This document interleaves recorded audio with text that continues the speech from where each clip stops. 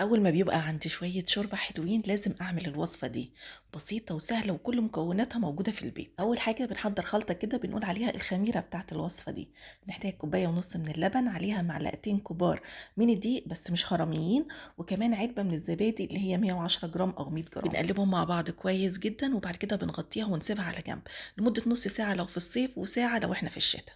بعد كده في حلة هنضيف كوبايتين ونص من الشوربة، ويا ريت تبقى شوربة دسمة كده، لو بتاعة بط أو حمام هتبقى أفضل حاجة. وبنضيف عليها 3 معالق كبار من الرز، بنبقى غسلينهم كويس، وبنضيفهم على الشوربة بعد ما بنسخنها وبنسيبها تستوي كده على نار متوسطة لغاية ما الرز بتاعنا يستوي تماما.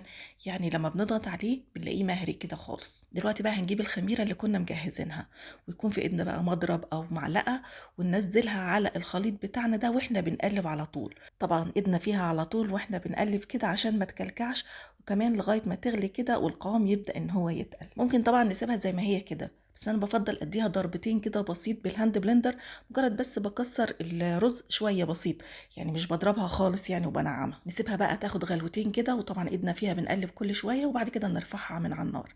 بعد كده هنجيب بصلاية كبيرة مقطعينها مكعبات صغيرة كده، بنضيف عليها نص معلقة كبيرة من الدقيق ونقلبها كويس، ونكون محضرين بقى في طاسة معلقة كبيرة من السمنة ومعلقة كبيرة من الزيت، وننزل عليها البصل ونقلبها على نار متوسطة لغاية ما البصلة بتاعتنا دي ما تاخد لون ذهبي حلو كده. أول ما البصلة توصل للون الذهبي الحلو ده ونحس إن هي بدأت تخشول كده، بناخد منها شوية كده في طبق على جنب للتزيين، والباقي بقى بنطشه على كشك ألمظ الجميل بتاعنا اللي احنا عاملينه.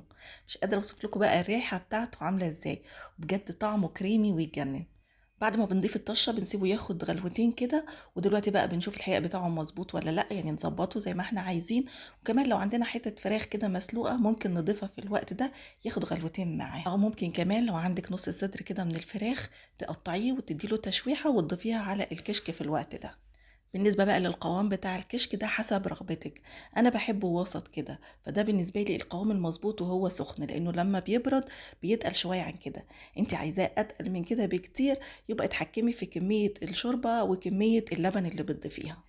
بعد ما بصبه كده في الأطباق التقديم بسيبه بس شوية كده يهدى بتاع 10 دقايق، وبعد كده ببدأ إن أنا أزينه.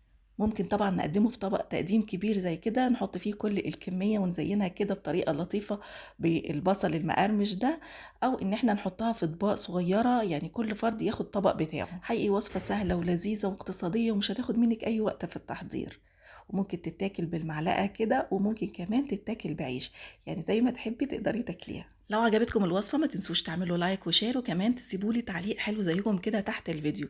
وبالهنا والشفا مقدما لكل اللي هيجربها، واشوفكم على خير الفيديو الجاي.